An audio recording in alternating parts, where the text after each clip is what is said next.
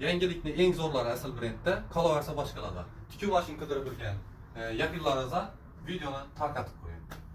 Ziber brendidan katta yangilik. Ziber mashinkasini 3,5 million so'm bo'ladi, bahasi 3,5 million so'mga sotib olasizlar. Avilopi kerak bo'lsa, avilopi 4,5 million so'm bo'ladi. Korobkani ochasizlar, korobkaning ichida birinchi podarka nabor hamma narsa bo'ladi. Buning ichida metr, ko'rsatkich, prinsip hamma narsa bo'ladi. Keyin bundan tashqari ichidan обязательно lotereya chiqadi. Lotereyada bir dona Spark'ni yutib olish imkoniyati bor. Spark, televizor, холодильник, mikrovolnovka, pilisos, dazmol chiqadi. Eng katta sovg'amiz bu Spark bo'ladi. Hozir bir mashinani avialokni ochdim, vitrin uchun ochganimizda dazmol chiqdi. Bu dazmol egasini beramiz, kim qolasa oladi. Keyin to'g'ri yo'llanishdik, qayta urinib ko'ring dedi. Bu 3 mashinkada bir dona podarka обязательно chiqadi. 3 mashinkada.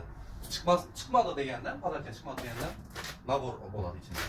Bunda lotereya chiqadi. Обязательно 3 dan bir narsada 3 mashinadan bir dona podarka chiqadi. Chiqmasi ham mumkin. Buni hozir yana biza vitrina qo'yishimiz kerak. Vitrina qo'yish uchun ochib ko'ramiz. Ichida nima bor?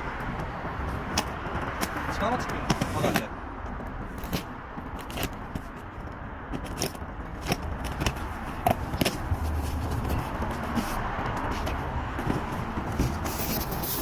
Lotereyasini yedaman.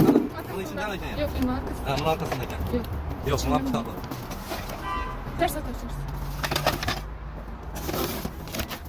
Bunda lotereyası. Maşinam var. Mashina mı qo'ygan bunda? Qani? İçinde yana mı geçecek?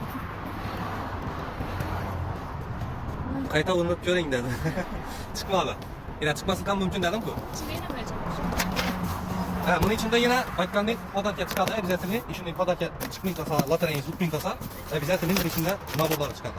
Metri ko'rsatkichasi. Bu olmasa bu ekan. Lopcha dim bo'lmasa, lotereya o'tmasa, обязательно podarka chiqadi. Bundan bir 80 ming so'm. Keyin avialokdan bir urinib ko'ramiz.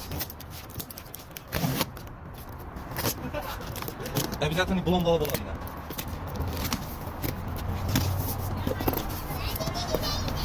Üç kapı.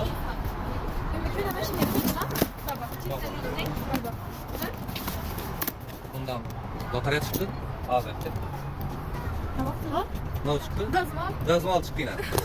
Aytdim-ku 3 mashinkada bir dona podarka chiqadi обязательно. Podarka chiqmagan taqdirda bu bo'lmasa naborlar chiqadi. 80 ming so'm. Bemalol zakaz etib olmasan qarab bo'ladi. Blomba bilan qilamiz обязательно.